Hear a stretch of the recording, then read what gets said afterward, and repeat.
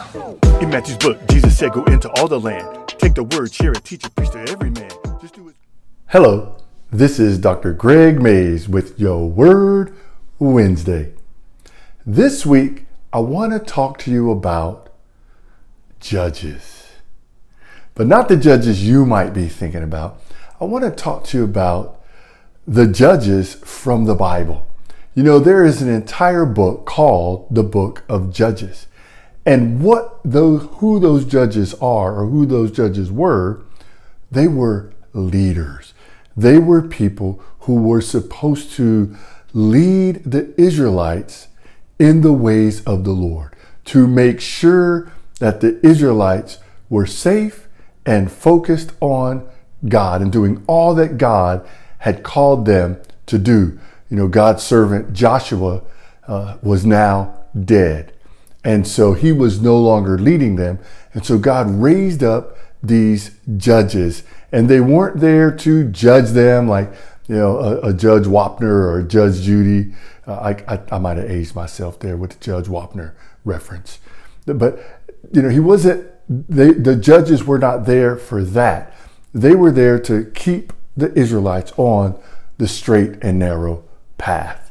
And you may recognize some of the judges. There was Gideon, who is one that you may recognize right off the top. And then, of course, there was Samson, who was someone that God had raised up to save the Israelites. And it was varying times. You know, nobody had like, okay, you're going to be in for this amount of time. Gideon was a very short time just there to defeat the Midianites. The reason why I bring all that up is this. At some point, the time of the judges ended. And that is where I want us to kind of lean in and hunker down. Because what ended the judges? A monarchy. You see, the people, the Israelites, started crying out they wanted a king. And at that time, the last judge was Samuel. And he was distraught. The Bible tells us, as we look down in 1 Samuel chapter 8, says that Samuel was distraught because the people were asking for a king. And chapter 8, 1 Samuel chapter 8, starting at verse 6, it says, "But when they said, 'Give us a king to lead us,' this displeased Samuel. So he prayed to the Lord, and the Lord told him," I'm in verse 7, and this is critical. The Lord told him, "Listen to all that the people are saying to you. It is not you they have rejected, but they have rejected me as their king." You see, the judges were not kings.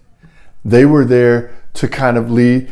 I'm going to oversimplify this, but I think if I use this term, you'll understand it.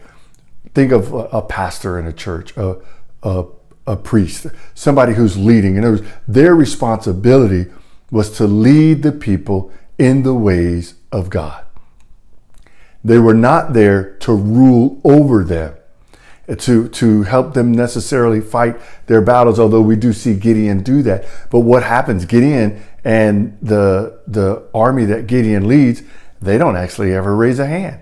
They don't actually go into combat at the beginning. It's God that does that, and they kind of chase the Midianites. And then at that point, it's just cleanup duty.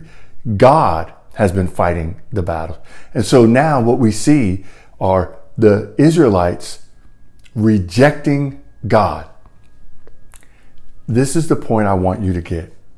When you are sharing the gospel with your friends, with your family, with people that maybe you never met before, and now God has put you in a place and you're sharing the gospel with them, and they say things like, "Well, I don't believe in that God stuff," because you can fill in the blanks. I want you to remember these words that God said to Samuel. They're not rejecting you. they're rejecting God. It is not your responsibility to save or to give salvation to anybody. Your responsibility is to live a life that is holy and pleasing to God. That's your responsibility. And you live that out in front of people. And you share the gospel. You explain why you believe God is who we say he is. If they reject that, as long as you're sharing from the heart that God has called you to have, you're fine. It is their responsibility and ultimately their consequence that they have to face. So I want to encourage you. I, years ago, had a couple of people who I was very close with. I actually had coached them in tennis. It was two young ladies at different times. And they both came to me and they were a bit, I don't want to use the word upset, but they had a question. They had been talking to a friend, both of them at different times. They had been talking to a friend, and that friend was, thinking about, I think I'm going to accept Christ. And then they did, and then they fell away. And these two young ladies, again, both similar situations, but not at the same time, felt like they were failures. Well, I failed God.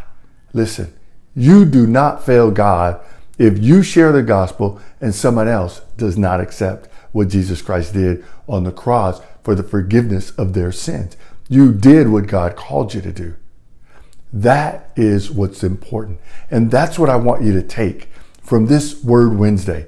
When God told Samuel, they're not rejecting you, they're rejecting me, we need to remember that. Because think about this. If you knew that as long as you shared the gospel in good faith, that it didn't matter. When I say didn't matter, I'm not talking about we don't want people to come to Christ. We do. But I'm saying if it didn't matter to your salvation, whether they came, in other words, God is not holding you accountable, wouldn't you share the gospel more freely? If you say yes to that, then go share the gospel more freely, because they're not rejecting you. They're rejecting God. And God is not going to hold you accountable as long as you are sharing it in a way that brings honor to him. That's your part. You can't just share it any old way. You must bring honor to God, rightly dividing the word of truth. If you're doing that, you're good. I pray that this is a blessing for you. And remember, stay strong. So what you waiting for? Someone to feel the pain some more? Cause you ain't share the love, the grace you found within the Father's care. To share the love of God is more than just a simple job. It's Christ speaking the ooh off a Holy Spirit law. Share it.